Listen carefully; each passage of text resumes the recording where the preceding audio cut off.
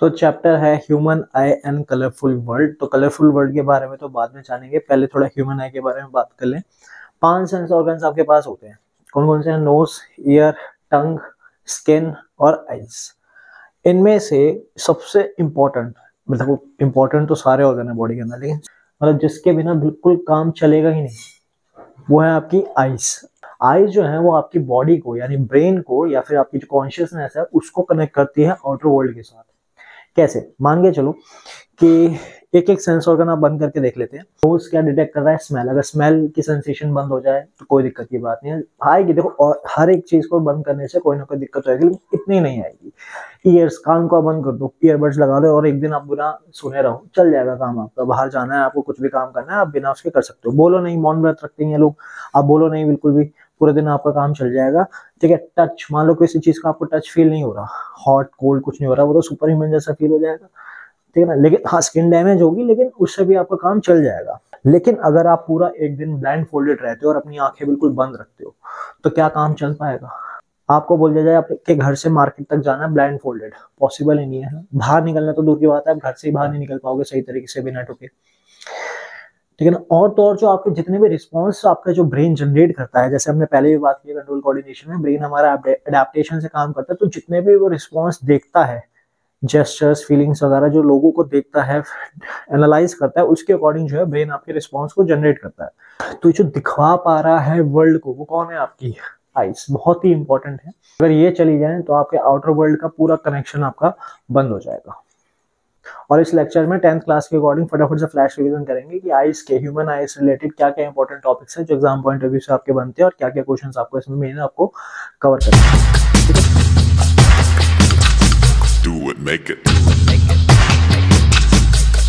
तो सबसे पहले ह्यूमन आई। ह्यूमन आई के अंदर जो आपको आना चाहिए, डायग्राम बनाना नहीं आए तो कोई बात नहीं, चल जाएगा, लेकिन उसके जितने भी पार्ट्स हैं उनकी फंक्शनिंग आनी चाहिए, और लाइट कहाँ से होती हुई आपकी आंखों के अंदर से ब्रेन तक जा रही है, वो पाथ आपको ट्रेस करना आना चाहिए। ये आपकी ह्यूमन आई है। तो इसके अंदर जो मेन पार्ट्स हैं जो आपको पढ़ने हैं, उनके फंक्शंस आपको देखने हैं, वो है सबसे पहले आपका कॉर्निया। कॉर्निया क्या है? आपकी आई की सबसे पहली लेयर, और वो ट्रांसपेरेंट होती है और वो प्रोटेक्टिव लेयर है। यानी जब आप आईज को ऐसे टच करोगे तो सबसे पहली लेयर जिसको आप टच करते हो, ट्रांसपेरेंट लेयर है ये आपकी कॉर्निया। कॉर्निया और स्क्लेरा दो अलग चीज है। जैसे ह्यूमन आई आपके पास है, इसके अंदर जो ये व्हाइट वाला पार्ट है, ये आपका होता है स्क्लेरा। ठीक है, ये अलग चीज है और कॉर्निया अलग चीज है। कॉर्निया पूरी आई बॉल के ऊपर एक प्रोटेक्टिव ट्रांसपेरेंट लेयर है, और वही आपको ध्यान रखनी है। काम क्या है इसका? प्रोटेक्शन का। किससे? जर्म्स, बैक्टीरिया, पैथोजन डायरेक्टली आपकी आईज के अंदर एंटर ना करे, उससे प्रोटेक्ट करती है कौन? हमारी कॉर्निया, जो कि आपकी आउटर मोस्ट लेयर है। देन उसके बाद आपके पास आता है ये एक बड़ा सर्कल है आईज में और एक छोटा सर्कल है। जो बड़ा सर्कल है इसको बोलते हैं आइरिस, जो कि यहाँ पे अगर साइड व्यू देखो बुक्स वगैरह में डायग्राम में इस तरीके से दिखा रहा है। आइरिस कोई भी कलर का हो सकता है, red, blue, green, violet, purple, कोई भी कलर का ले लो आप। ठीक है, ये आपका डिपेंड करता है जेनेटिक्स पे, और साथ में आपका केमिकल है मेलेनिन आइज के अंदर, उस पर डिपेंड करता है। लेकिन किस पे डिपेंड करता है जाना नहीं है। लेकिन आइरिस का काम क्या है? आइरिस का काम होता है प्यूपिल के साइज को रेगुलेट करना। अब प्यूपिल क्या है? प्यूपिल इसके अंदर एक और छोटा सा सर्कल है, और ये हमेशा ब्लैक कलर का ही होगा। क्यों? क्योंकि सारी लाइट रेस को अंदर एब्जॉर्ब कर रहा है। देखो, ब्लैक और व्हाइट एक्चुअल में कोई कलर नहीं होते। व्हाइट का मतलब क्या है? जब सातों के सात रंग एक साथ एमिट हो रहे हैं तो वो कैसा अपीयर होता है? व्हाइट। और जब सातों रंग एक साथ एब्जॉर्ब हो रहे हैं तो क्या बन जाता है? ब्लैक बन जाता है। तो ये प्यूपिल हमारा ब्लैक कलर का इसलिए क्योंकि सारे कलर, सारी जो लाइट है इसके अंदर क्या हो रही है? एब्जॉर्ब हो रही है। और प्यूपिल का काम क्या है? प्यूपिल का काम है amount of light entering in the eyes को रेगुलेट करना। कैसे? ये आपने कंट्रोल कोऑर्डिनेशन में पढ़ा होगा कि अगर मान लो लाइट ज्यादा है तो प्यूपिल का साइज क्या हो जाएगा? डिक्रीज हो जाएगा। और अगर लाइट आपकी कम है तो प्यूपिल का साइज क्या हो जाएगा? आपका इंक्रीज हो जाएगा। क्यों करता है ऐसा? क्योंकि रेटिना जो है वो लाइट सेंसिटिव है। अगर इस पर जरूरत से ज्यादा लाइट फॉल करेगी तो ये जो रेटिना आपकी स्क्रीन है ये आपकी डैमेज हो सकती है। इसलिए कहा जाता है सन को हमें डायरेक्टली नहीं देखना चाहिए, क्योंकि डायरेक्टली देखोगे तो आंखों में कौन सा लेंस है? Convex lens. वो क्या करेगा? आपको फोकस करेगा। जैसे पेपर, लेंस के नीचे पेपर रखो और सनलाइट को करो तो पेपर जलना स्टार्ट हो जाता है, सेम ऐसे ही होगा। आप काफी देर तक सन को देखते रहोगे, सारा कन्वर्ज करेगा रेटिना के ऊपर, रेटिना आपका डैमेज हो जाएगा। और जरूरत से ज्यादा तो हर चीज खराब होती है। तो प्यूपिल क्या कर रहा है? ये दिखेगा कि भाई अगर कमरे में सफिशिएंट लाइट है तो साइज क्या होगा? प्यूपिल का छोटा हो जाएगा। और एकदम से लाइट चली जाए, अंधेरा हो जाएगा, तो धीरे धीरे हमें दिखना भी स्टार्ट हो जाता है। कुछ देर के बाद, 5-10 सेकंड बाद अपने आप दिखना स्टार्ट हो जाता है। क्यों? क्योंकि उस टाइम पे प्यूपिल क्या हो गया? आपका एक्सपैंड, यानी कम से कम सोर्स में ज्यादा से ज्यादा लाइट को क्या करेगा? वो एंटर करवाएगा। ठीक है, तो cornea outer most protective layer हो गई, आइरिस कंट्रोल कर रहा है प्यूपिल के साइज को, प्यूपिल क्या कर रहा है, अमाउंट ऑफ लाइट को रेगुलेट कर रहा है। अब इसके पीछे आपका लेंस, लेंस कौन सा है, कन्वेक्स लेंस यानी कन्वर्जिंग लेंस है। कन्वर्जिंग का मतलब क्या है, जो भी रेज ऑफ लाइट आपकी आ रही है वो क्या होंगी, आपकी रेटिना पे कन्वर्ज होंगी। ठीक है, अभी रेटिना पे आपकी क्या आ चुकी है, इमेज आपकी बन चुकी है, और इमेज रेटिना यानी स्क्रीन है, और स्क्रीन पे इमेज अगर ऑब्टेन हो रही है तो कैसी होगी, रियल और इन्वर्टेड। अब मान लो चौक ऐसे और आपको ऐसे ही दिख रहा है, लेकिन रेटिना पे तो यू बन रहा है, क्यों, तो जो इन्वर्टेड इमेज बनी है वो ऑप्टिक नर्व के जरिए कहाँ जाएगी, आपके ऑसिपिटल लोब में यानी ब्रेन में जाएगी, और वो उसको दोबारा से क्या करेगा, इन्वर्ट। तो उल्टे को उल्टा करोगे तो कैसा अपीयर होगा, सीधा, इसलिए इमेज हमेशा कैसी दिखती है, आपको सीधी दिखती है। तो अगर आपसे बोल दिया जाए trace the path of the light in the human आई, तो ट्रेस पाथ कैसे करेंगे, क्या क्या हुआ, सबसे पहले कॉर्निया, कॉर्निया के बाद आपका प्यूपिल, प्यूपिल के बाद लेंस, लेंस के बाद रेटिना, रेटिना के बाद ऑप्टिक नर्व, ऑप्टिक नर्व के बाद ब्रेन। ये आपका पूरा पाथवे है। Trace the part of light पूछा, इसलिए इसमें लिगामेंट्स और इससे होती हुई नहीं जा रही है, तो सिर्फ जो जहां से लाइट होती हुई जा रही है वो चीज आपको बतानी है। अब लेंस एक्चुअल में कैसे कन्वर्ज कर रहा है, इसकी फोकल लेंथ कितनी है। देखो कोई भी आपको पास गिवन लेंस होगा तो उसकी फोकल लेंथ फिक्स होती है, फिक्स शेप है उसकी, ठीक है ना, मटेरियल वगैरह फिक्स लगा हुआ है उसके अंदर, तो एक फिक्स फोकल लेंथ आती है। लेकिन हमारे ह्यूमन आईज के अंदर जो हमारा लेंस है, इसकी फोकल लेंथ आपकी फिक्स नहीं है, ये चेंज होती रहती है, डिपेंड करता है ऑब्जेक्ट कितनी पास और कितनी दूर है, और पास और दूर होने से इसकी कन्वर्जिंग पावर या फोकल लेंथ कैसे चेंज हो रही है वो यहाँ देखो। पहले तो ये बताओ कि अगर लेंस थिन है या लेंस थिक है, तो कौन से केस में कन्वर्जिंग पावर ज्यादा होगी, यानी इन दोनों में से कौन सा लेंस जो है वो ज्यादा से ज्यादा उसको कन्वर्ज करेगा पास में ही। जैसे कि अगर इसकी बात करते हैं तो लेंस हमारा थिन है, तो थिन लेंस होने का मतलब क्या, लाइट हमारी बेंड होती है जब एक मीडियम से दूसरे मीडियम में ट्रैवल करती है, तो यहाँ पे जो दूसरे मीडियम में ट्रैवल कर रही है, क्योंकि लेंस थिन है तो उसे कम डिस्टेंस तक ट्रैवल करना पड़ा, इसलिए बेंडिंग क्या होगी, कम होगी, और कम बेंडिंग होने की वजह से इसकी कन्वर्जिंग पावर क्या हो जाएगी, कम। लेकिन अगर थिक लेंस लेते हैं तो इसमें लाइट को ज्यादा देर तक ट्रैवल करना पड़ा है, तो बेंडिंग इसमें क्या होगी, ज्यादा होगी, और बेंडिंग ज्यादा होने की वजह से इसकी कन्वर्जिंग पावर क्या हो जाएगी, ज्यादा हो जाएगी। तो लेंस अगर थिन है तो कन्वर्जिंग पावर उसकी कम हो जाएगी और फोकल लेंथ इंक्रीज हो जाएगी। फोकल लेंथ क्या है, फोकस से लेके यानी जहां सारी रेज कन्वर्ज हो रही है वहां से लेके ऑप्टिकल सेंटर तक का डिस्टेंस, फोकल लेंथ क्या है, ज्यादा है, कन्वर्जिंग पावर कम है। लेकिन लेंस अगर थिक है तो कन्वर्जिंग पावर इसकी ज्यादा हो जाएगी और फोकल लेंथ कम, क्योंकि कन्वर्जिंग पावर ज्यादा होने से क्या हो गया, पहले ही इसने कन्वर्ज कर दिया, और फोकल लेंथ क्या हो गई आपकी, कम हो गई। तो जब हम पास का या दूर का देखते हैं तो लेंस अपने आप ही एडजस्ट हो जाता है, अपने आप ही उसकी फोकल लेंथ एडजस्ट हो जाती है, डिपेंड करता है ऑब्जेक्ट कहां पर है। और नियर पॉइंट और फार पॉइंट आपको पता ही होगा, नियर पॉइंट मतलब कितने पास तक हम आराम से देख सकते हैं, वो है आपका 25 सेंटीमीटर। देखने को तो 10 सेंटीमीटर पे भी देख लो, 5 पे भी देख लो, लेकिन कहा माना जाता है कि 25 सेंटीमीटर क्या आइडियल है, इससे कम करोगे डिस्टेंस तो आपकी आईज पे क्या बढ़ेगा, स्ट्रेस पड़ेगा। और फार पॉइंट कितना है, इन्फिनिटी, इन्फिनिटी क्यों बोलते हैं, क्योंकि आसमान में सितारे हमें दिख रहे हो कितने लाइट ईयर्स दूर है, हमें स्टार्स विजिबल है, तो हम कितने ही दूर तक देख सकते हैं। अगर पॉइंट सोर्स ऑफ लाइट है वो भी हम कैप्चर कर सकते हैं हमारी आंखें, और नियर पॉइंट कितना 25 हमें रखना है, क्लियर है। तो उसके अकॉर्डिंग फोकल लेंथ आपकी चेंज होता रहता है। अब फोकल लेंथ चेंज कौन कर रहा है, यानी लेंस को थिन और थिक कौन बना रहा है, वो है आपके सिलेरी मसल्स और सस्पेंसरी लिगामेंट्स। कैसे, इसको ऐसे समझो, जैसे मान लेते हैं ये आपकी क्या है, सिलेरी मसल्स है, और ये जो स्ट्रिंग्स हैं, ये जो ऐसे लगी हुई है, ये जो आप दो स्ट्रिंग्स देख रहे हो, ये हो गए सिलेरी मसल्स, इसको हम ये मान लेते हैं, और ये जो आपके लिगामेंट्स हैं, जो तार सी आप देख रहे हो, इसको ऐसे स्ट्रिंग्स ही मान लेते हैं, ये हमारे सेंसरी लिगामेंट्स है। अब हो क्या रहा है कि लेंस को क्या होना है, या तो थिक होना है या फिर थिन होना है, या तो थिक होना है या फिर थिन होना है। तो जब लेंस को थिक होना है तो क्या होता है कि जो आपके ये है सिलेरी मसल्स हैं, ये आपकी क्या होती है, कॉन्ट्रैक्ट होती है, यानी पास आ रही है। कॉन्ट्रैक्शन वाला क्या हो गया, पास आना, और रिलैक्स होना मतलब दूर जाना। तो ये आपकी कॉन्ट्रैक्ट हो रही है, तो जब ये कॉन्ट्रैक्ट होती है यानी सिलेरी मसल्स जब आपके पास आ रही है, तो जो लिगामेंट्स है वो क्या हो रहे हैं, लूज हो रहे हैं।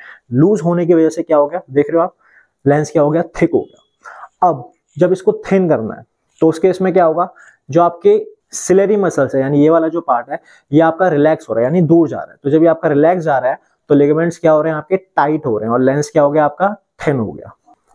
अब क्या जरूरत है इस चीज की, ये चाहिए हमें पास या दूर देखने के लिए। कैसे, तो जब हम दूर का देख रहे हैं, यानी जब हमें दूर ऑब्जेक्ट कहाँ आपका दूर रखा हुआ है, तो उस केस में आपका क्या हो गया, लेंस आपका थिन हो जाता है। लेंस थिन कैसे हो जाता है, क्योंकि सिलेरी मसल्स आपके क्या हो गए, रिलैक्स, सिलेरी मसल्स आपके रिलैक्स हो गई हैं, लिगामेंट्स आपके क्या हो गए, टाइटन हो गए, ठीक है ना। और जब हमें पास का देखना है तो पास के केस में क्या होता है, लेंस आपका थिक हो जाता है। वो थिक क्यों हो पा रहा है, क्योंकि सिलेरी मसल्स आपकी कॉन्ट्रैक्ट हो गई हैं, जिसकी वजह से जो लिगामेंट्स हैं वो आपके लूज हो गए हैं, और लेंस आपका क्या हो गया है, थिक हो गया है तो हम पास का देख पाते हैं। और सोचो कि हम कितने ही बार मिनट हर सेकंड कितने ऐसे पास दूर का देखते रहते हैं, तो ये एडजस्ट होते रहते हैं हर बार, लेंस आपका थिक और थिन होता रहता है। तो इसीलिए आपका एक तो यू फिक्स नहीं होता, यानी ऑब्जेक्ट का डिस्टेंस आपका फिक्स नहीं होता, फोकल लेंथ इसमें फिक्स नहीं होता, लेकिन एक चीज इसमें फिक्स होती है, वो है आपका वी मतलब क्या होता है, इमेज का डिस्टेंस, और इमेज कहाँ बनती है, स्क्रीन पे।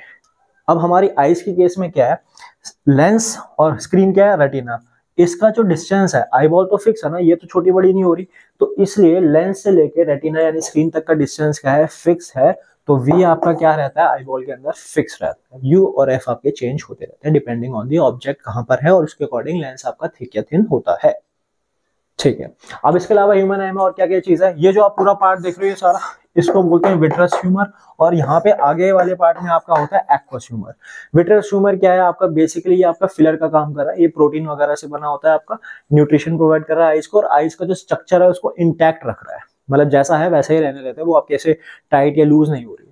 और एक्वस ह्यूमर नाम में इसका क्लियर है, एक्वा है यानी ये क्या करता है, फ्लूइड रिलीज करता है, जो कि एक तो पैथोजेंस वगैरह को किल करने में भी हेल्प करता है, और दूसरा आई के अंदर जो प्रेशर है वो मेंटेन रखता है। ठीक है, ये भी न्यूट्रिशन प्रोवाइड करने में हेल्प करता है, लेकिन मेन जो आपको ध्यान रखना है वो आपको रखना है cornea, iris, ciliary muscles, retina, optic nerve. और एक और चीज, हाँ, जहां पे आपके ऑप्टिक नर्व स्टार्ट होती है वहीं पे आपको ये तीन चीजें मिलेंगी, आरसीबी। आरसीबी मतलब rod, cons and blind spot. Rods क्या है, नाम से ही क्लियर है, रॉड शेप सेल्स होते हैं ये, और ये होते हैं डिम लाइट सेंसिटिव, यानी हल्की से हल्की सोर्स ऑफ लाइट होगी तो उसमें ये एक्टिवेट हो जाएंगे आपके, और यही वजह है कि आप रात को आराम से देख पाते हो जब लाइट नहीं होती है, क्योंकि आपके अंदर क्या है, इसमें रॉड्स हैं, और जितने ज्यादा रॉड्स होंगे उतने ही ज्यादा आप रात को बेहतरीन तरीके से देख पाओगे। जैसे कि आउल रात को बहुत अच्छे से देख पाता है, क्योंकि उसमें रॉड्स का अमाउंट सबसे ज्यादा होता है, नाइट विजन कैमरे की तरह काम करती है उसकी आंखें अपने आप ही, जितने ज्यादा रॉड्स उतना ज्यादा नाइट विजन फैसिलिटी। कॉन्स क्या है, कॉन्स भी नाम से क्लियर है, कॉनिकल शेप सेल्स होते हैं ये आपके, और ये कलर परसीव करते हैं कौन कौन से, 3 RGB, रेड, ग्रीन और ब्लू, और इन्हीं के कॉम्बिनेशन से जितने भी कलर आप देख पाते हो वो इन्हीं के कॉम्बिनेशन की वजह से देख पाते हो। तो अगर कॉन्स आपके खराब हो जाए, और कॉन्स जो है वो ब्राइट लाइट सेंसिटिव होते हैं, इसी वजह से रात को जब अंधेरा होता है तब आप कलर को सही तरीके से पहचान नहीं पाते, लाइट में ही आप कलर सही से पहचान पाते हो, और अगर जिसके ये काम नहीं करते उसको हो जाती है कलर ब्लाइंडनेस, यानी दुनिया उसके लिए हो जाएगी black and white and grey. फिर आता है ब्लाइंड स्पॉट। ब्लाइंड स्पॉट वो पार्ट है आई का जिस पर जब लाइट रेज फॉल करती हैं तो बंदे को वो ऑब्जेक्ट नहीं दिखाई देता। ठीक है ना, इसका सिंपल सा टेस्ट आप ऐसे करके देख सकते हो। आप अपने नोटबुक, आपके पास एक पेज है, पेज पे एक सर्कल बनाओ, एक क्रॉस बनाओ, एक आंख को बंद करो और सर्कल की तरफ फोकस करो, आगे पीछे ले जाओ अपने आप को, धीरे धीरे ये गायब होना स्टार्ट हो जाएगा। इस पॉइंट पे गायब हो जाएगा पूरी तरह से, वो आपका क्या होगा, ब्लाइंड स्पॉट होगा आपका, जहाँ पे वो एक्स की रेज फॉल हो रही है। ये इतने इंपॉर्टेंट नहीं है, रॉड्स और कॉन्स जो थे ध्यान रखना बस। तो ह्यूमन आई का स्ट्रक्चर फंक्शन आपका यही है, हर एक पार्ट का फंक्शन आपको आना चाहिए, कहाँ पे कौन सा है वो लेबल करना आपको आना चाहिए। अब इसके बाद आते हैं इसके डिफेक्ट। डिफेक्ट आपको मेनली 3 टाइप के पढ़ने हैं, एटमोस्ट 4।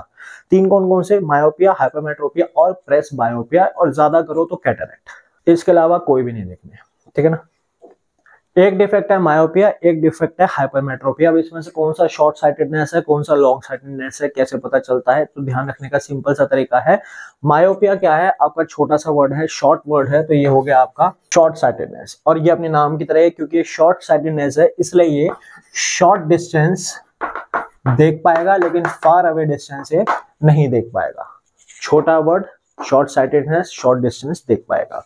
हाइपरमेट्रोपिया अब पता चल गया होगा, क्योंकि लंबा वर्ड है, लॉन्ग वर्ड है, तो ये हो गया आपका लॉन्ग साइटेडनेस, और ये भी अपने नाम जैसा है, लॉन्ग डिस्टेंस देख पाएगा लेकिन जो नियर डिस्टेंस है यानी शॉर्ट डिस्टेंस जो है वो ये नहीं देख पाएगा। तो इस तरीके से ध्यान रखना कि शॉर्ट साइटेडनेस कौन सा है, लॉन्ग साइटेडनेस कौन सा है। तो शॉर्ट वर्ड मायोपिया है, शॉर्ट साइटेडनेस है, और लॉन्ग वर्ड हाइपरमेट्रोपिया है, लॉन्ग साइटेडनेस है। लॉन्ग ही देख सकता है, शॉर्ट नहीं देख सकता, और ये शॉर्ट साइटेडनेस है तो शॉर्ट डिस्टेंस ही देख सकता है, लॉन्ग डिस्टेंस नहीं देख सकता। अब ऐसा क्यों होता है, क्या पूछते हैं इसके अंदर, भाई इसका कॉज क्या है और इसकी करेक्शन बताओ।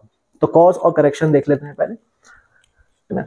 मान लेते हैं आई है आपकी, ठीक है। अब ये मायोपिक आई है, तो मायोपिक आई में क्या हो रहा है आपका कि जो रेज आ रही है, मायोपिया मतलब दूर का नहीं देख पा रहे हैं, तो दूर से जो आपकी रेज आ रही है वो क्या हो रही है आपकी, पहले ही कन्वर्ज हो रही है, जबकि होनी कहाँ चाहिए थी, इसे रेटिना पर कन्वर्ज होनी चाहिए थी। तो पहले क्यों कन्वर्ज हो रही है, तो हो सकता है कि लेंस जो है कुछ ज्यादा ही उसको कन्वर्ज कर रहा हो, यानी कन्वर्जिंग पावर, उसको कन्वर्ज करने की जो पावर है लेंस की वो बहुत ज्यादा हो। तो पहला रीजन क्या है, कन्वर्जिंग पावर लेंस की क्या है, ज्यादा। और दूसरा ये हो सकता है कि कन्वर्जिंग पावर लेंस अपनी जगह ठीक काम कर रहा है, लेकिन हो सकता है कि जो आई बॉल है जो कि आपकी नॉर्मल आपकी ये होनी चाहिए थी, लेकिन ऐसे ना होके वो क्या है थोड़ी सी इलोंगेटेड है, तो लेंस के हिसाब से वो सही डिस्टेंस पे बन रही है, लेकिन आपकी आई बॉल ही इलोंगेटेड है तो आपके रेटिना पे इमेज नहीं बन पा रही है। तो ये दो रीजन है, कन्वर्जिंग पावर ज्यादा होने की या फिर आई बॉल इलोंगेटेड होने की। और कैसे है मायोपिक आई का डायग्राम बोले तो ये आपका डायग्राम हो गया। सिमिलरली अब हाइपरमेट्रोपी की बात करते हैं। हाइपरमेट्रोपी में क्या पास का नहीं देख पा रहा, लॉन्ग वर्ड लॉन्ग डिस्टेंस देख पाएगा, शॉर्ट नहीं देख पाएगा। तो अगर ये आपकी हाइपरमेट्रोपिक आई है तो पास यहां से ऑब्जेक्ट है और यहाँ पे क्या हो रहा है कि इमेज जो है वो आपके रेटिना के पीछे बन रही है। अब पीछे बन रही है, क्यों बन रही होगी? पहला रीजन हो सकता है कि लेंस की जो कन्वर्जिंग पावर है वो कम है या ज्यादा है? कम है, क्योंकि अगर ज्यादा होती तो पहले ही कर देता। कन्वर्जिंग पावर क्या है? लेंस की कम है, तो कम होने की वजह से वो रेटिना की क्या बन रही है? पीछे इमेज बन रही है, तो कन्वर्जिंग पावर इसकी क्या हो गई? कम। और दूसरा क्या हो सकता है इसके अंदर कि आई बॉल हो सकता है आपका टू शॉर्ट, कुछ ज्यादा ही शॉर्ट आई बॉल है, यानी अगर ऐसे नॉर्मल होना चाहिए था वो तो क्या है वो आपका इतना है, यानी लेंस के हिसाब से तो सही जगह बना रहा है वो रेटिना पे जहां उसको बननी चाहिए थी, लेकिन आई बॉल ही छोटी है तो रेटिना आपका आगे आ गया, तो आपके ऑटोमेटिकली रेटिना के पीछे इमेज बन रही है। तो ये दो रीजन हो गए इसके हाइपरमेट्रोपी के। अब तीसरी चीज पूछ लेंगे इसमें भाई करेक्शन। अच्छा, मायोपिक आई का डायग्राम ये है, हाइपरमेट्रोपी का ये है। अगर आपसे पूछ रहे करेक्शन बताइए इसकी, तो करेक्शन में हमारे पास दो टाइप के लेंस है, एक है आपके पास कन्वेक्स लेंस और एक है आपके पास कनकेव लेंस। कन्वेक्स लेंस कौन सा होता है? कन्वर्जिंग। और कनकेव लेंस कौन सा है आपका? डाइवर्जिंग। तो आप मुझे बताइए कि ये आपका कन्वेक्स लेंस तो आंखों में पहले फिट है और इसकी कन्वर्जिंग पावर ज्यादा है, पहले ही हो रही है, तो यहाँ पे मैं कौन सा लेंस लगाऊं? कन्वेक्स लगाऊं या कनकेव लगाऊं? अगर मैं कन्वेक्स लगाता हूं जो कि कन्वर्जिंग लेंस है, वो क्या करेगा? रेज को यहाँ पे भी कन्वर्ज करेगा, ये और कन्वर्ज करेगा, तो इमेज और भी पहले बन जाएगी। तो किस चीज की जरूरत है हमें यहाँ पे? डाइवर्जिंग लेंस की जरूरत है, तो हम डाइवर्जिंग लेंस लगा देते हैं। अब जो रेज आपकी ऐसे आ रही थी, डाइवर्जिंग लेंस ने क्या कर दिया? उसको डाइवर्ज कर दिया, ठीक है ना। मतलब जो रेज पहले यहाँ आ रही थी अब डाइवर्ज होकर थोड़ी और दूर आ रही है। अब जब ये कन्वर्ज होंगी तो कहाँ बन रही है? आपकी रेटिना पे बन रही है। सेम ऐसे हाइपरमेट्रोपी में यहाँ पे कन्वर्जिंग पावर कम है, यानी मैं और ज्यादा कन्वर्ज कराना, तो ठीक है यार कन्वर्जिंग लेंस ही लगा देते हैं आगे। तो ये वाला लेंस जो है इसको कन्वर्ज करेगा और ये वाला इसको फर्दर कन्वर्ज करेगा, तो इमेज जो है आपकी रेटिना पे बनकर आ जाएगी। ये रेटिना पे मान लेते हैं, ठीक है जी। अब प्लस और माइनस का चक्कर, जैसे पावर दे देंगे कि भाई +2 पावर है, बताओ कौन सा लेंस है कौन सा डिफेक्ट है, या -3 पावर है कौन सा लेंस है कौन सा डिफेक्ट है। तो कन्वेक्स जो हमारा लेंस है उसके अंदर फोकल लेंथ हम कौन सी कहाँ लेके चलते हैं? लेफ्ट साइड पे या फिर राइट साइड पे? साइन कन्वेंशन अगर आपको लाइट में ध्यान हो तो लेफ्ट साइड में जितना भी होता है वो सारा सीन नेगेटिव का है और राइट साइड में जो भी है वो सब क्या है? पॉजिटिव है। तो कन्वेक्स लेंस के अंदर फोकल लेंथ कहाँ लेते हैं? राइट हैंड साइड में लेते हैं, तो कन्वेक्स में हमेशा फोकल लेंथ क्या होगी आपकी? पॉजिटिव।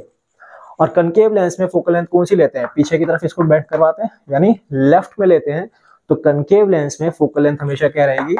नेगेटिव। तो अगर ये -3 है तो -3 है, यानी लेंस कौन सा हो गया माइनस वाला?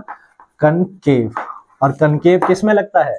मायोपिया में लगता है, यानी कैसी दिक्कत है इसको? दूर का नहीं देख पा रहा है, मायोपिक आई है। और यहाँ पे क्या है? प्लस है, तो प्लस का मतलब क्या है? कन्वेक्स लेंस है। कन्वेक्स लेंस किस में लगता है? आपका हाइपरमेट्रोपिया में लगता है, यानी बंदा पास का नहीं देख पा रहा, समझे? तो इस तरीके से आपको ध्यान रखना है। प्लस मतलब कन्वेक्स है, हाइपरमेट्रोपिया है, माइनस मतलब कनकेव है और मायोपिया है। तो इसके साथ ये दो डिफेक्ट हो गए। अब तीसरा जो है वो है प्रेस बायोपिया। और प्रेस बायोपिया होता है टाइम के साथ। अब देखो सिलेरी मसल्स क्या हर मिनट हर सेकंड काम कर रही है, अभी पास का फिर दूर का फिर पास का फिर दूर का, आपकी आंखें हर बार देखती रहती हैं, 1 मिनट नजर इधर है फिर 1 मिनट नजर इधर चली गई, तो सारी जो एडजस्टमेंट कर रहा है लेंस की वो कौन कर रहा है भाई? सिलेरी मसल्स कर रही है। तो एज के साथ साथ सिलेरी मसल्स जो है और लिगामेंट जो है वो आपके वीक हो जाते हैं। तो क्योंकि वो वीक हो जाते हैं तो ना ही लेंस को सही से थिक कर पाते हैं, ना ही लेंस को थिन कर पाते हैं, जिसकी वजह से ना ही पास का दिख पाता है ना ही दूर का दिख पाता है, और इसी को बोलते हैं प्रेस बायोपिया।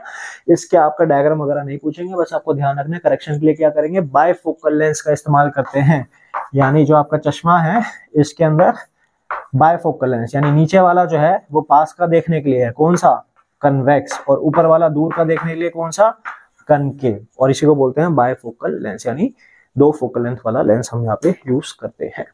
बस प्रेस बायोपिया में इतना। अटमोस्ट करना चाहो तो कैटरेक्ट कर लेना। कैटरेक्ट क्या है? जब आपके लेंस जो है ब्लरी हो जाता है, क्लाउडीनेस उसके आगे आ जाती है, तो उसको हम कैटरेक्ट बोलते हैं। ऑपरेशन के जरिए लेजर ऑपरेशन से आपका ठीक हो सकता है। इस पे ज्यादा मत्था मत मारना, मेन आपका हाइपरमेट्रोपिया मायोपिया है, प्रेस मायोपिया का बस बायफोकल लेंस। क्लियर है? मायोपिक आई बनानी आनी चाहिए, डिफेक्ट का कॉज आना चाहिए और करेक्शन आनी चाहिए और डायग्राम के साथ। ये हो गया आपका ह्यूमन आई का पार्ट। अब इसके अलावा जो छोटी मोटी चीजें जैसे कि आपका फार पॉइंट नियर पॉइंट बता दिया, फार पॉइंट इन्फिनिटी होती है, नियर पॉइंट कितना है 25, ठीक है ना। फिर उसके बाद हमारी विजन कैसी है, मोनोक्लियर या बायनोक्लियर। बायनोक्लियर का मतलब क्या होता है, चेहरे के सामने ही दोनों आंखें लगी हुई, और मोनोक्लियर का मतलब एक आंख इस तरफ है एक आंख इस तरफ है। तो जितने भी आपके प्रेडेटर्स होते हैं यानी शिकारी होते हैं, उनकी जो आईज होती है वो हमेशा फ्रंट में होती है, बायनोक्लियर विजन होता है। जैसे आप ह्यूमंस में देख लो, टाइगर में देख लो, लायन में देख लो, ये सारे क्या हैं आपके बायनोक्लियर विजन वाले हैं। दोनों आंखें जो है वो सामने है। मोनोक्लियर में क्या है, जितने भी आपके प्रे हैं यानी शिकार है, हर्बीवोर, जैसे आपका काव हो गई, बफेलो हो गई, यार आपके रैबिट हो गया, इन सब में क्या है मोनोक्लियर, एक आंख इधर एक आंख इधर होती है। ऐसी अरेंजमेंट क्यों कर रखी है, इसका भी रीजन है। रीजन डिटेल में नहीं आएंगे, ऊपर ऊपर समझते हैं। हमारी जो आंखें हैं वो 3D देखने के लिए नहीं बनी, हम 3D नहीं देख सकते, लेकिन हम जो 3D यानी जो थर्ड डायमेंशन या डेप्थ है उसको हम परसीव कर सकते हैं यानी महसूस कर सकते हैं। और कैसे महसूस करते हैं, इस बायनोक्लियर विजन के थ्रू। कैसे, मान लो आपके पास एक आंख ये है और एक आंख ये है, तो इसका फील्ड ऑफ व्यू इतना है, इसका फील्ड ऑफ व्यू आपका इतना है, तो ये वाला जो पार्ट है आपका, ये क्या करता है, हमें डेप्थ को परसीव करने में हेल्प करता है। और बायनोक्लियर के होने की यही एडवांटेज है, क्योंकि हम डेप्थ को परसीव कर पाते हैं, इसलिए हम अपने शिकार को अच्छे से भाप पाते हैं कि कौन कितनी दूर है, क्या करना चाहिए सही टाइम पर। अब इसमें ये एडवांटेज तो हमें मिल गया कि हम डेप्थ परसीव कर सकते हैं, लेकिन हमारा फील्ड ऑफ व्यू कम हो जाता है। फील्ड ऑफ व्यू कैसे, हम ये हमारा लगभग 135 डिग्री हो गया, 135 डिग्री तक हम ऑब्जेक्ट्स को आराम से देख सकते हैं, और उससे भी पास आ जाओ तो 60 से 70 डिग्री तक आराम से हम अपने सामने के ऑब्जेक्ट्स को देख सकते हैं। 135 तक और ठीक से दिखते हैं। अब इसके पीछे जब हम 210 डिग्री तक जाते हैं तो यहाँ पे चीजें हमें सही से दिखती नहीं है, लेकिन हमें चीजें क्या है महसूस हो जाती है कि हाँ यहाँ पे कोई ना कोई चीज है, और इस विजन को हम क्या बोलते हैं, पेरिफेरल विजन। ठीक है ना। तो हमारा फील्ड ऑफ व्यू क्या हो गया, कम हो गया, क्योंकि दोनों आंखें क्या है सामने है। लेकिन मोनोक्लियर में क्या है, मोनोक्लियर में मान लो अगर ये आपका फेस है तो एक आंख इधर है और एक आंख इधर है, तो इसकी वजह से जो फील्ड ऑफ व्यू है, ये पूरा जो फील्ड ऑफ व्यू है ये सारा आपका बढ़ जाता है। ठीक है ना, यानी वो इधर का भी सारा सही से देख सकते हैं, इधर का भी सारा सही से देख सकते हैं, लेकिन डेप्थ को वो सही तरीके से परसीव नहीं कर सकते। तो कहीं ना कहीं एडवांटेज है किसी चीज की, कहीं ना कहीं डिसएडवांटेज है। हमारी आंखें बायनोक्लियर है तो एडवांटेज क्या है, डेप्थ को परसीव कर सकते हैं, लेकिन फील्ड ऑफ व्यू कम हो जाता है। मोनोक्लियर है तो उसकी एडवांटेज क्या है कि फील्ड ऑफ व्यू बढ़ गया, लेकिन वो डेप्थ को सही से परसीव नहीं कर सकते। इससे ज्यादा डिटेल में अभी फिलहाल इसमें नहीं जाना। ह्यूमंस की कैसे भी हो बायनोक्लियर, बस इतना ध्यान रखो। तो ये तो हो गया ह्यूमन आई के बारे में सारा कुछ। अब इसके बाद कलरफुल वर्ल्ड, यानी वर्ल्ड से हम जुड़ते हैं और वर्ल्ड को हम कैसे परसीव कर पा रहे हैं उसके बारे में बात करेंगे। हमारी जो आंखें हैं बेसिकली क्या कर रही है, लाइट को डिटेक्ट कर रही है। और लाइट कैसी है आपकी, लाइट जो है व्हाइट लाइट होती है, यानी सन की जो लाइट है वो व्हाइट लाइट है, और सन का भी एक्चुअल कलर क्या है, व्हाइट है, येलो नहीं है।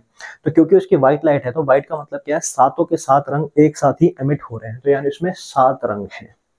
और उसी को हम करेंगे स्प्लिट, यानी व्हाइट लाइट जब हम किसी चीज से, खासतौर से प्रिज्म से जब हम पास कराएंगे तो 7 कॉन्स्टिट्यूट कलर के अंदर स्प्लिट हो जाएगी, जो कि फॉर्म करेगी स्पेक्ट्रम किसका, विबग्योर का, जिसमें वी यानी वॉलेट नीचे और आर यानी रेड टॉप पर आएगा। कैसे होता है वो अब देखते हैं।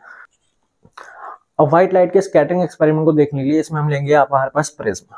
प्रिज्म है, प्रिज्म में से आप व्हाइट लाइट पास कराओगे, जैसे ये पास होगी आपकी क्या हो जाएगी, रिफ्रैक्ट होगी, और रिफ्रैक्ट होने के बाद जब दूसरे सरफेस से बाहर निकलेगी अगेन आपकी रिफ्रैक्ट होगी, और साथ के साथ क्या होगी, स्कैटर भी होगी, और किस 7 कॉन्स्टिट्यूट कलर के अंदर क्या हो जाएगी, स्प्लिट हो जाएगी। और इसमें क्वेश्चन ऐसे ही पूछ लेते हैं, मान लो व्हाइट लाइट की जगह अगर मोनोक्रोमेटिक लाइट को पास कराया जाए, मोनोक्रोमेटिक, अब ये क्या है, मोनो मतलब एक, क्रोमा मतलब कलर, यानी एक कलर की लाइट को जब पास कराओगे, यानी ये व्हाइट की जगह रेड जा रही है तो क्या होगा, सब कुछ वही होगा, बेंडिंग होगी बाहर निकलेगी, लेकिन जो बाहर निकलेगी वो रेड ही निकलेगी। एक कलर की लाइट जा रही है, एक कलर की निकलेगी। व्हाइट कोई कलर नहीं है, व्हाइट में 7 रंग एक साथ होते हैं, इसलिए जब व्हाइट लाइट आपके पास कराई तो क्या होगी, साथ में स्प्लिट हो गई।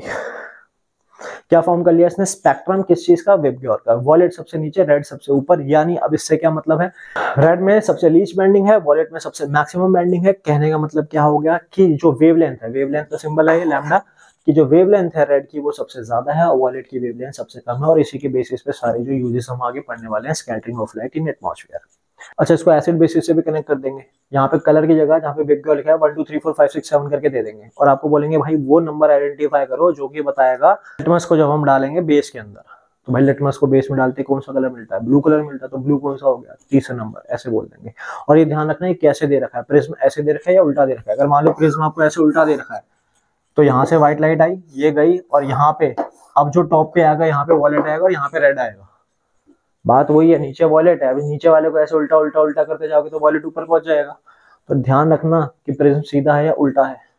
ठीक है ना, उसके अकॉर्डिंग आंसर करना है आपको। बोल देंगे इनमें से कौन सा नंबर जो स्काई कलर बताता है, यहाँ बोल दिया ऐसे, मान लो 7 नंबर दे दिए यहाँ से लेके 1 2 3 4 5 6 7, आपको बोल देंगे भाई बताओ 7 में इन 7 नंबर में से कौन सा नंबर है जो स्काई के कलर को बताता है। तो स्काई का कलर क्या है, ब्लू है, ब्लू मतलब कौन सा हो जाएगा। अब यहाँ से देखे तो तीसरा नंबर है यहाँ पे 1 2 3, लेकिन ये उल्टा रखा हुआ है ना, तो कौन सा हो जाएगा 5, BIB 5। तो इस तरीके से ध्यान रखना है कि प्रिज्म सीधा है या उल्टा है, ठीक है जी। और प्रिज्म से क्या क्या क्वेश्चन बनते हैं, प्रिज्म में आपको जो ध्यान रखना है वो है आपके एंगल्स कुछ, जैसे कि ये आपकी इंसिडेंट रे हो गई, ये आपका नॉर्मल हो गया, ये रिफ्लेक्टेड रे हो गई, ये आपका नॉर्मल हो गया, और जो रे आपकी बाहर निकल रही है, मान लो अभी फिलहाल एक ही रे लेके चलते हैं, तो जो आपकी बाहर आई है वो कौन सी आपकी एमर्जेंट रे है, ठीक है ना। और ये है आपका एंगल ऑफ प्रिज्म, और इस रे को, इंसिडेंट रे को मैं सीधा ले जाता हूँ, एमर्जेंट रे को सीधा ले जाता हूँ, तो ये जो है आपका कितना डेविएट हुई है अपने पास से, ये है आपका एंगल ऑफ डेविएशन। और नॉर्मल और एमर्जेंट रे के बीच में क्या है, angle of emergence. Incident ray और नॉर्मल के बीच में क्या है, एंगल ऑफ इंसिडेंट। नॉर्मल और रिफ्रैक्टेड रे के बीच में क्या है, एंगल ऑफ रिफ्रैक्शन। एनसीईआरटी में बहुत अच्छे से दे रखा है इस वाले चैप्टर में डायग्राम्स, तो सारे एंगल्स आपको पता होने चाहिए, एक्स वाई जेड करके दे देंगे आपको, बोल के ये एक्स है, ये वाई है, ये जेड है, बताओ आइडेंटिफाई करो, सही पेयर सही कॉम्बिनेशन आइडेंटिफाई करो कौन सा क्या है। तो ये एंगल्स आपको पता होने चाहिए, खासतौर से कौन से, angle of prism, angle of deviation और एंगल ऑफ इमर्जेंस। क्लियर है ये चीज।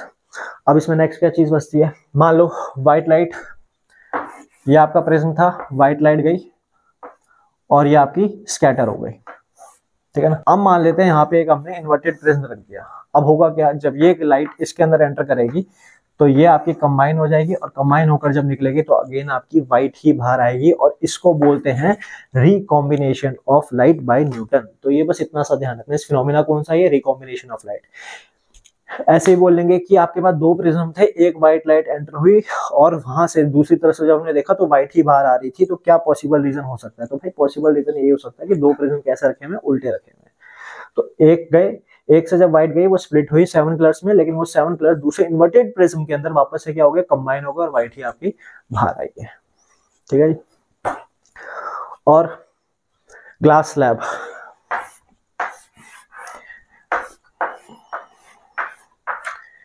व्हाइट लाइट इसमें भी जा रही है, व्हाइट लाइट इसमें बाहर आ रही है। अब यहाँ पे आपकी स्कैटरिंग हो रही है, ग्लास स्लैब में क्यों नहीं स्कैटरिंग हो रही, बने दोनों ग्लास सही है, प्रिज्म में हो रही है स्कैटरिंग, इसमें स्कैटरिंग नहीं हो रही, क्या रीजन है।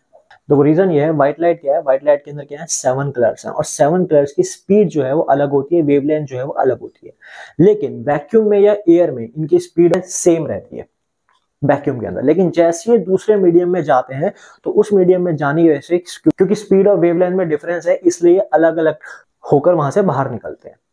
हो इसमें भी ये रहा है, जब आपकी व्हाइट लाइट इसमें एंटर की तो बहुत हल्का सा इसके अंदर क्या होगा, डिस्पर्जन होगा, स्कैटरिंग इसमें भी होगी। लेकिन अब देखो यहाँ पे स्कैटरिंग हुई, अब ये सरफेस कैसा है आपका, प्लेन है, इसके पैरेलल है ना ये, तो जब इसमें से जब वो 7 कलर बाहर निकल रहे हैं तो एक ही टाइम पे बाहर निकल रहे हैं, और क्योंकि वो एक ही टाइम पे बाहर निकल रहे हैं तो वो कैसे अपीयर होंगे, व्हाइट अपीयर होंगे।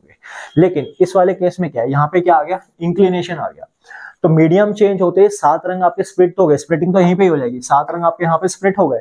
अब स्प्लिट होने के बावजूद भी यहाँ पे आपका क्या है, एंगल ऑफ इंक्लिनेशन या बोल रहे एंगल ऑफ प्रिज्म आ गया, जिसकी वजह से जो 7 कलर है वो अलग अलग बाहर निकल रहे हैं, अलग अलग टाइम पे बाहर निकल रहे हैं, क्योंकि स्पीड तो अलग थी, वेवलेंथ अलग थी, अब टाइम भी इनको अलग अलग लग रहा है बाहर आने में, तो इसीलिए ये हमें 7 रंग में स्प्लिट होते हुए नजर आते हैं। लेकिन यहाँ पे एक साथ ही बाहर आ रहा है, इसलिए इसमें व्हाइट ही नजर आएगा। सिंपल बोले तो ड्यू टू इंक्लिनेशन, और इसमें सिंपली बोल देते हैं ड्यू टू पैरेलल सरफेस। तो क्योंकि इसके पैरेलल सरफेस हैं इसलिए व्हाइट की व्हाइट ही बाहर आती है, इसमें इंक्लिनेशन आ जाता है, जिसकी वजह से 7 कॉन्स्टिट्यूट हमें अलग टाइम पे बाहर निकलते दिखाई देते हैं और स्प्लिट होते हुए नजर आते हैं। कोई दिक्कत नहीं होनी चाहिए, क्लियर है। अब इसका डेली लाइफ फिनोमेना, वो आपका एक ही घिसा पिटा है रेनबो वाला, रेनबो की फॉर्मेशन बतानी है, उसका आपको प्रिंसिपल बताना है। तो रेनबो की फॉर्मेशन में रेन ड्रॉप दिखाओगे एज यूजुअल, और उस रेन ड्रॉप को क्या बताएंगे, एक्ट एज अ प्रिज्म। तो ये आपकी एक रेन ड्रॉप है which is acting as a prism. अब क्या हो रहा है, यहाँ पे व्हाइट लाइट आपकी आ रही है, जैसी आएगी तो सबसे पहले अंदर रिफ्रैक्शन तो होगी, रिफ्रैक्शन होने के साथ साथ क्या होगा, इंटरनल रिफ्लेक्शन, यानी अंदर से रिफ्लेक्ट कर जाएगी, और जब ये बाहर निकलेगी तो क्या हो जाएगी, स्कैटर होती हुई हमें नजर आएगी, वॉयलेट और यहाँ पे रेड। अब वहां पे आपको बनाने के लिए बोले तो 7 रंग एक साथ में दिखाना, आर्टिस्ट बंदे हो, कलाकार हो, बिल्कुल दिखाओ, सही तरीके से दिखाओ, यहाँ से 7 दिखाओ, यहाँ से 7 दिखाओ, बाहर 7 निकालो। लेकिन इतना नहीं है टाइम और सही तरीके से बनाना चाहते हो तो ब्लैक और ब्लू पेन तो कैरी करते ही हो अपने साथ। तो करना ये, जैसे आपने रेन ड्रॉप दिखाई, ठीक है ना,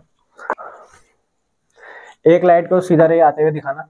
अब हमें पता है यहाँ रिफ्रैक्शन दिखाना है, इंटरनल रिफ्लेक्शन दिखाना है, बाहर निकालना। दो पेन को एक साथ पकड़ लेना, सिंपल तरीका बता रहा हूँ, फटाफट से दोनों रेस बन जाएंगी। दो रेस में हमें कंफ्यूजन होती है, रेड ऊपर आएगी ब्लू नीचे रहेगी, कि यहाँ पर आ रही है तो भाई रेड ऊपर आएगी, यहाँ पे वॉलेट ऊपर आएगी, या यहाँ पे रेड ऊपर आएगी। तो उसको कंफ्यूजन को दूर करने के लिए क्या करना, दो पेन एक साथ ऐसे पकड़ लो।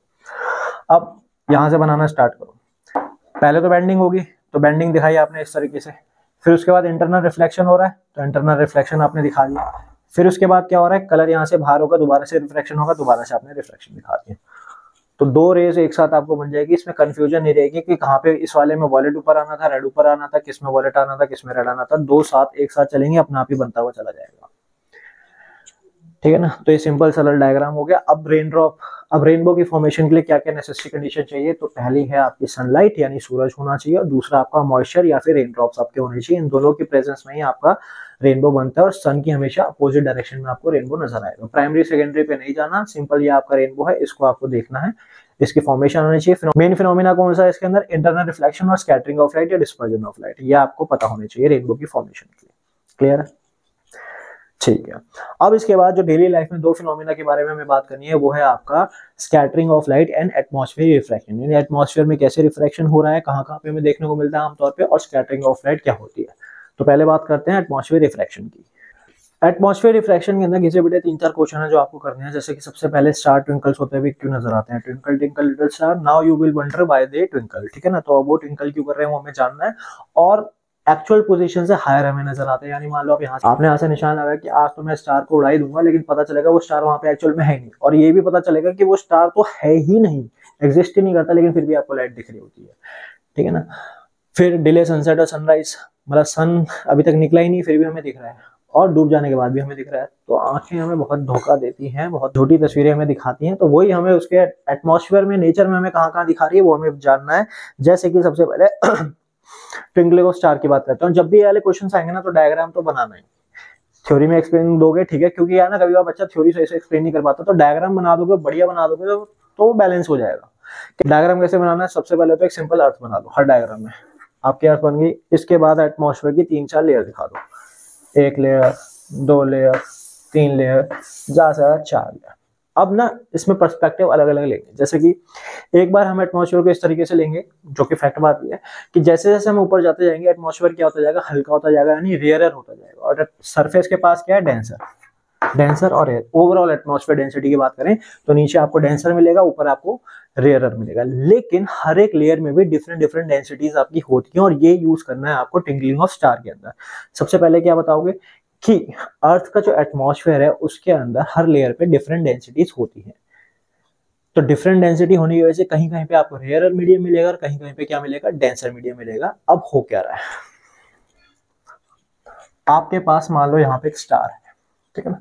तो लाइट रेज जो स्टार से आ रही है, ठीक है, अभी हम क्या मान के चल रहे हैं, डिफरेंट डेंसिटीज है। मान लीजिए ये आपका क्या था, रेयर से डेंसर में है, तो बेंडिंग टुवर्ड्स द नॉर्मल हो गई। फिर ये रेयरर था तो ये अवे द नॉर्मल हो गई। फिर ये डेंसर था तो टुवर्ड्स द नॉर्मल हो गई, फिर अवे द नॉर्मल हो गई। तो जो ऑब्जर्वर है उसको जो लाइट रेज आती हुई नजर आ रही है वो कैसी आ रही है, फ्लिकर करते हुए, हिलते हुए।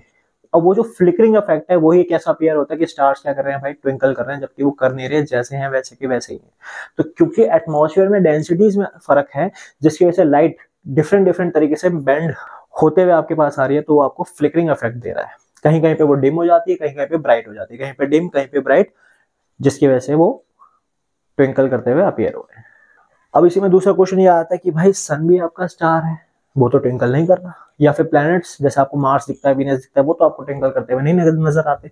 यही क्यों, क्योंकि भाई स्टार जो हम देखते हैं ना सन के अलावा, वो बहुत ही ज्यादा दूर होते हैं, तो act as a point source of light. और पॉइंट सोर्स ऑफ लाइट को फ्लक्चुएट होते हुए आराम से हम देख सकते हैं, ऑब्जर्व कर सकते हैं। लेकिन जो चीज पास है, जैसे सन की अगर हम बात करते हैं, तो जो आपका सन है इसमें बहुत सारे पॉइंट सोर्स ऑफ लाइट है, क्योंकि पास है। फर्क बस इतना है कि ये बहुत दूर है, पॉइंट की तरह अपीयर हो रहा है, और ये पास है, तो इसमें बहुत सारे पॉइंट्स एक साथ लेके चल रहे हैं। तो मान लेते हैं कहीं पे एक पॉइंट जो है वो आपका डिमिंग इफेक्ट दे रहा है, कहीं पे एक पॉइंट जो है वो आपका क्या दे रहा है, ब्राइटनिंग इफेक्ट, यानी कहीं पे डिमिंग इफेक्ट आ रहा है, कहीं पे ब्राइटनिंग इफेक्ट आ रहा है। तो ऐसे ही बहुत सारे पॉइंट्स हैं, बहुत सारे पॉइंट्स बहुत सारे डिमिंग इफेक्ट और ब्राइटनिंग इफेक्ट दे रहे हैं। ओवरऑल जो इफेक्ट होता है वो क्या हो जाता है, नलीफाई हो जाता है, यानी खत्म हो जाता है। तो वो जो जैसा है वैसा ही नजर आता है। सिंपल सा रीजन क्या है, क्योंकि वो पास है। Stars are very far away, so they act as a point source of light in which flickering of effect can be observed easily. But in sun or in the planets, there are millions, there are many point source of light. Some point source of light create the dimming effect, some point source of light create the brightening effect, and overall dimming and brightening effect is nullified, so sun and planets do not twinkle. But in the case of solar star, अब यहाँ पे क्या हो रहा है, act as a point source, and due to difference in density of the atmosphere, light coming from the star sometime bends towards the normal, sometime away the normal, sometime towards and away, which creates the flickering effect of the light and stars appear to twinkle. अब इसी में दूसरा question कि भाई stars जो हैं वो अपनी एक्चुअल पोजीशन पे नहीं नजर आते, और कभी कभार तो ऐसा होता है कि स्टार्स वहां पे होते ही नहीं है लेकिन फिर भी हम देख पाते हैं। रीजन सब में एक ही है कि बहुत दूर है। मान लेते हैं कि ये आपकी अर्थ है और स्टार आपका बहुत ही दूर था, ठीक है, बहुत ही दूर था। अब स्टार से तो लाइट चली, जब वो था तो वहां से लाइट तो एमिट हो ही रही है। तो मान लेते हैं स्टार की लाइट जो है वो आपकी चलना इसने स्टार्ट किया। अब हो क्या रहा है, क्योंकि ये बहुत दूर है तो जब तक लाइट आपके पास आ रही है वो लाइट ईयर्स में आ रही है। ये स्टार आपका बड़ा हो गया, धीमा हो गया, बुझ भी गया और खत्म भी हो गया, लेकिन इसकी लाइट तो आ रही है ना। तो लाइट जब आपके ऑब्जर्वर ने देखी तो उसको दिख रहा है कि स्टार है, लेकिन वो तो भाई कब का खत्म भी हो गया, ठीक है ना। तो ये स्टार्स एक्चुअल में आप कितने सारे देख रहे हो सकता है घोस्ट ऑफ स्टार्स यानी वो हो भी ना एक्चुअल में। और जो एक्चुअल पोजीशन से हायर नजर आ रहे हैं उसका रीजन क्या है, उसमें आप ये बताओगे कि ओवरऑल डेंसिटी एटमॉस्फेयर की क्या है, सरफेस के पास डेंसर है और सरफेस से जितना ऊपर जाएंगे वहां पे क्या है, रेयर है। अब जब रेयर से डेंसर आएंगे तो बेंडिंग क्या होती है, टुवर्ड्स द नॉर्मल। तो मान लीजिए ये आपका स्टार था, लाइट रेज आई, bending towards the normal, again towards the normal, then towards the normal, then towards the normal. अब जो आपका ऑब्जर्वर है, हम जो लाइट रेज देखते हैं, हम जो लाइट देखते हैं स्ट्रेट पाथ में परसीव करते हैं। तो हमारे लिए जो लाइट रेज होंगी वो कैसे होंगी, स्ट्रेट पाथ में होंगी। तो स्टार कहाँ नजर आएगा, वो आपको एक्चुअल पॉइंट से ऊपर नजर आएगा। इसमें आप इस तरीके से बताओगे, atmosphere near the earth surface is denser and as we move above the surface the atmosphere become rarer and when the light rays coming from the stars enter the earth atmosphere they will continuously bend towards the normal, क्योंकि rare से denser में आ रही है तो they will continuously bend towards the normal and the observer standing on the earth will perceive the light in the straight path. कैसे path में हमेशा परसीव करेगा, straight path, due to which stars appear higher than the actual position, जो उसकी apparent position भी बोल सकते हैं कि अपरेंट पोजीशन उसकी अलग होती है, तो इसी वजह से है उसकी। अब इसके बाद नेक्स्ट क्या है, डिले सनसेट और सनराइज कैसे हो रहा है वो। अब सनसेट और सनराइज क्या है, होराइजन पे होता है। तो ये मान लेते हैं हमारा होराइजन है, ठीक है ना। सन हमारा कहाँ है, अभी नीचे है, सनराइज हुआ नहीं है, लेकिन क्वेश्चन क्या है कि पहले ही हमें दिख जा रहा है। क्यों दिख रहा है, क्योंकि सन रेज क्या हो रही है, चारों डायरेक्शन में है आपकी। और इसमें भी ये लेंगे कि ओवरऑल डेंसिटी अर्थ के पास क्या है, डेंसर है, और यहाँ पे क्या है, रेयर है। तो लाइट रेज यहाँ भी आ रही है, यहाँ भी आ रही है। तो जो लाइट रेज आपके यहाँ पर आई है वो क्या होंगी, रेयर से डेंसर में bend towards the normal, then again towards the normal, then again towards the normal, towards the normal. तो अल्टीमेटली जो आपका ऑब्जर्वर है वो लाइट रेज कैसे देखेगा, सीधी देखेगा। तो उसको सन होराइजन से ऊपर की तरफ नजर आएगा, और इसी वजह से सनराइज हुआ भी नहीं होता और आपको 2 मिनट बेहतर दिख जाता है। और सेम रीजन सनसेट वाला है कि सनसेट आपका हो चुका है फिर भी क्यों दिख रहा है, again due to atmosphere refraction. और दोनों में कितना फर्क है, राइज और सेट में 2 मिनट पहले दिख रहा है और 2 मिनट बाद में दिख रहा है, यानी टोटल हमें 4 मिनट एक्स्ट्रा डे लाइट मिलती है धरती के ऊपर एटमॉस्फेयर रिफ्रैक्शन की वजह से। और अगर एटमॉस्फेयर ना हो तो कितना इफेक्ट पड़ेगा डे की लेंथ में, 4 मिनट का। समझ आई, ठीक है जी। तो इसी के साथ हमारा एटमॉस्फेयर रिफ्लेक्शन वाला सारा पार्ट कंप्लीट होता है। सारे कलरफुल चीजें कि आपसे कोई भी पूछ ले कि भाई इसका कलर ये क्यों है, इसका कलर वो क्यों है, सब में एक चीज डाल देना है, due to scattering of light. और एक बेसिक ध्यान रखो, जितने छोटे पार्टिकल्स होंगे वो उतनी छोटी वेवलेंथ को स्कैटर करेंगे, और जितने बड़े पार्टिकल्स होंगे वो उतनी बड़ी वेवलेंथ को स्कैटर करेंगे। तो सबसे पहला क्वेश्चन यहाँ पे आपका आता है, स्काई का कलर ब्लू क्यों है। तो स्काई का कलर ब्लू इसलिए है भाई क्योंकि स्काई यानी एटमॉस्फेयर, और एटमॉस्फेयर स्काई जैसी कोई चीज है नहीं। यानी हम यहाँ से जो हमें नीचे ब्लू हमें डोम शेप दिखता है वो एक्चुअल में कुछ है नहीं, वो हमारी नजरों का धोखा है। क्यों है? क्योंकि हमारे यहाँ पे गैस हैं, एटमॉस्फेयर में गैसेस और गैसेस में पार्टिकल्स, डस्ट पार्टिकल्स हैं, मॉलिक्यूल्स हैं जो कि बहुत छोटे होते हैं, और जितने छोटे पार्टिकल्स होंगे वो उतनी छोटी वेवलेंथ को क्या करेंगे? स्कैटर करेंगे। और जैसे कि हमने पढ़ा है विबग्योर में, वॉयलेट की वेवलेंथ क्या है? सबसे कम है, और रेड की वेवलेंथ क्या है? सबसे ज्यादा है। तो क्योंकि वॉयलेट मतलब वॉयलेट, इंडिगो, ब्लू ले लेते हैं। अब स्काई का एक्चुअल कलर ब्लू, मतलब ब्लू कौन सा डिफाइन करोगे? ब्लू के भी बहुत सारे शेड होते हैं और सारे बनते ही इनसे मिलके हैं, तो इसलिए हम जनरल ब्लू लेके चलते हैं कि भाई स्काई का कलर ब्लू क्यों है? क्योंकि जो एटमॉस्फेयर है उसके अंदर पार्टिकल का साइज क्या है? छोटा है, और ब्लू वेवलेंथ क्या है आपकी? स्मॉलर है, यानी छोटी वेवलेंथ है।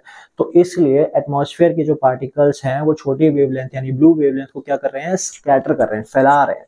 तो जब स्कैटर कर दिया तो आसमान कैसा नजर आ रहा है? सारा ब्लू ब्लू नजर आ रहा है, ठीक है ना। और वो भी जब हम नीचे से ऊपर देखेंगे, यही अगर आप स्पेस में और स्पेस से अगर आप देख रहे हो तो स्काई जैसी कोई नजर ही नहीं आएगी चीज। क्यों? क्योंकि अब आप ऊपर से देख रहे हो, अब लाइट रेज आपके अगर नीचे से आ रही है तो यहाँ तो कुछ है ही नहीं ना एटमॉस्फेयर जो स्कैटरिंग हो सके। तो जब स्कैटरिंग होगी नहीं तो स्काई जैसी कोई चीज आपको नजर नहीं आएगी, इसलिए स्पेस से आपको स्काई नजर नहीं आता। और स्पेस ब्लैक क्यों नजर आता है? सेम रीजन, क्योंकि एटमॉस्फेयर नहीं है। एटमॉस्फेयर नहीं है तो लाइट आपकी कहीं स्कैटर होती नहीं है, तो इसलिए वो एज इट इज आपको ब्लैक नजर आता है। अब रात में हमें भी स्काई ब्लैक ही नजर आता है, सीधा स्पेस ही हमें दिख रहा होता है। क्यों दिख रहा है? कि रात को लाइट नहीं है, स्कैटर नहीं हो रही है आपकी। फिर नेक्स्ट इसमें याद आता है कि सनसेट और सनराइज के टाइम, अब सनसेट सनराइज के पीछे पड़ गए हैं। सनसेट और सनराइज के टाइम में स्काई जो हमें सन है वो हमें रेड कलर का क्यों नजर आता है? क्योंकि सनसेट और सनराइज में हमने क्या बताया कि सनसेट और सनराइज कहाँ हो रहा है? होराइजन पे हो रहा है, जिसपे सबसे लंबा डिस्टेंस ट्रेवल करना पड़ता है लाइट को। तो क्योंकि लाइट को सबसे फार्दर डिस्टेंस ट्रेवल करना है, सबसे दूर तक कौन सी वेवलेंथ ट्रेवल करेगी? सबसे ज्यादा वेवलेंथ किसकी है? रेड की है। तो क्योंकि रेड की वेवलेंथ सबसे ज्यादा है तो रेड की जो वेवलेंथ है वो दूर तक ट्रेवल करती है। बाकी सारे कलर्स के यहाँ रास्ते में क्या हो गए हैं? स्कैटर हो गए हैं। तो दूर तक कौन सी ट्रेवल कर रही है? रेड। इसलिए ऑब्जर्वर की आंखों तक कौन सी वेवलेंथ पहुंचती है? रेड। और उसको स्काई और उसको सन कैसा नजर आता है? रेड कलर का, ठीक है। यहाँ चले जाओ, यहाँ थोड़ा ऑरेंज हो जाएगा, येलो हो जाएगा, येलो हो जाएगा। ओवरहेड जो है वो व्हाइट कलर का नजर आ रहा है। क्यों? क्योंकि ओवरहेड जो आपके एटमॉस्फेयर में से जब रेज आ रही हैं आपकी, कैसी आ रही हैं? वो परपेंडिकुलर आ रही है, और जब परपेंडिकुलर आ रही है 90 डिग्री पे आ रही है, यानी सारी रेज एक साथ, व्हाइट कलर क्या आ रहा है? व्हाइट रेज क्या आ रही है? एक साथ आ रही है। एक तो रिफ्रैक्शन नहीं हो रहा और सारी रेज एक साथ आ रही है, तो व्हाइट लाइट आपकी स्प्लिट नहीं होती 7 कलर्स में, इसलिए सन हमें इस टाइम पे व्हाइट नजर आता है, ठीक है ना। फिर ऐसे आपसे पूछ लेते हैं कि भाई क्लाउड्स का कलर भी हमें व्हाइट क्यों नजर आता है? जो हमारे क्लाउड्स हैं वो व्हाइट क्यों हैं? तो आपका जो क्लाउड है, क्लाउड में क्या है? बहुत सारे रेन ड्रॉपलेट्स हैं। हमने अभी बात करी है जो वाटर ड्रॉपलेट है प्रिज्म की तरह एक्ट करता है, और उसमें से 7 कलर्स के हैं बाहर से निकल रहे हैं, और इसमें तो बहुत सारी ड्रॉपलेट्स एक साथ हैं, काफी सारे क्लस्टर में। तो सारे जब आपके 7 कलर्स एमिट कर रहे हैं तो ओवरऑल रिजल्ट क्या आएगा? व्हाइट। जब 7 रंग एक साथ आ रहे हैं तो ओवरऑल क्या दिखाई देगा आपको? क्लाउड व्हाइट कलर का। अब इसी में नेक्स्ट क्वेश्चन आ जाएगा, जो बारिश वाले क्लाउड्स होते हैं वो आपको डार्क ग्रे कलर के अपीयर होते हैं, उसका रिफ्लेक्शन से कुछ लेना देना नहीं है। उसका सिंपल मतलब ये है भाई, जो बादल वाले क्लाउड्स हैं बहुत ज्यादा हैवी होते हैं, इन द सेंस उसमें वाटर का कंटेंट अमाउंट क्या है? ज्यादा है। तो जो सनरेज हैं वो आपके नीचे की तरफ पेनेट्रेट ही नहीं कर पाती, यानी नीचे की तरफ आ ही नहीं पाती। तो जब नीचे की तरफ आ ही नहीं पाती तो ये कैसा अपीयर होता है? डार्क अपीयर होता है, लेकिन ऊपर फिर भी लाइट ही होती है। लेकिन नीचे से हम देख रहे हैं ना तो हमें डार्क अपीयर होता है वो, ठीक है ना। इसलिए जो बारिश वाले क्लाउड्स होते हैं वो आपको ग्रे या थोड़े डार्क ग्रे कलर के नजर आते हैं। और नॉर्मल क्लाउड्स व्हाइट क्यों आ रहे हैं? क्योंकि वो इतनी सारी वाटर ड्रॉपलेट सारे 7 कलर स्प्लिट कर रहे हैं, तो जब 7 कलर एक साथ निकल रहे हैं तो कैसा अपीयर होगा? वो व्हाइट होगा। फिर डेंजर सिग्नल सारे रेड कलर के क्यों होते हैं? आपके डेंजर सिग्नल हो जाए, लाइट हाउस का सिग्नल हो जाए, गाड़ी की जो टेल लाइट होती है स्टॉप करने वाली वो आपकी हो गई, एरोप्लेन के नीचे की जो लाइट है वो रेड कलर की क्यों है? तो रेड कलर का सिंपल एक है, वेवलेंथ इसकी ज्यादा है। तो क्योंकि इसकी वेवलेंथ ज्यादा है तो ये दूर तक ट्रैवल कर सकता है, इसलिए डेंजर सिग्नल या लाइट हाउस के सिग्नल आपके क्या होते हैं? रेड होते हैं। लाइट ताकि शिप को दूर से पता लग जाए कि यहाँ पे भाई शोर है, ठीक है ना। और एसओएस सिग्नल आपका डेंजर सिग्नल रेड इसलिए ताकि दूर से पता लग जाए कि भाई वहाँ पे खतरा है। टावर्स जो आपने देखे होंगे, बड़े बड़े बिल्डिंग, बड़े बड़े टावर पे रेड कलर की लाइट ऐसे ब्लिप ब्लिप करती रहती है ताकि दूर से पता चल जाए कि भाई यहाँ कोई चीज है, क्योंकि रेड की वेवलेंथ ज्यादा है, वो दूर तक ट्रेवल कर पाता है। क्लियर है? तो ये तो सारे रंगीन क्वेश्चंस आपके। ह्यूमन आई में बेसिकली बस इतना ही है, ठीक है। थ्योरेटिकल चैप्टर है ये आपका। तो शुरुआत में आपको ह्यूमन आई के पार्ट्स और उनके फंक्शन आपको पता होने चाहिए। देन उसके बाद आपके डिफेक्ट्स क्या है, कॉज उसका क्या है, डायग्राम आपकी क्या है, करेक्ट कैसे करोगे। देन आपका प्रिज्म क्या है, जो डिस्पर्जन हो रहा है, स्पेक्ट्रम आपका फॉर्म हो रहा है, फिर आपका एटमॉस्फेयर रिफ्रैक्शन और लास्ट में आपका scattering of light, that's it. इसके अलावा कुछ नहीं करना। ठीक है, तो देख लिया, पढ़ लिया, समझ लिया। अब इसको बंद करो, अपना प्रैक्टिस पे लग जाओ फटाफट से। थ्योरी वाला चैप्टर है, रिटन प्रैक्टिस होनी चाहिए सही तरीके से, सारे क्वेश्चंस के आंसर आने चाहिए प्रॉपर लैंग्वेज के साथ, और कोशिश करना है रिफ्लेक्शन वाला जो पार्ट है, एटमॉस्फेयर रिफ्लेक्शन वाला जो पार्ट है, उसमें आप डायग्राम बना के एक्सप्लेन कर सको। बाकी आप लोगों की मर्जी है, करो करो, ना करो ना करो, आपके मार्क्स है। मेरा काम तो बताना, चैप्टर की फ्लैश रिवीजन देना, वो आपको दे दी, होप समझ आ गया होगा। अब इसके बाद मिलेंगे नेक्स्ट चैप्टर में, तब तक के लिए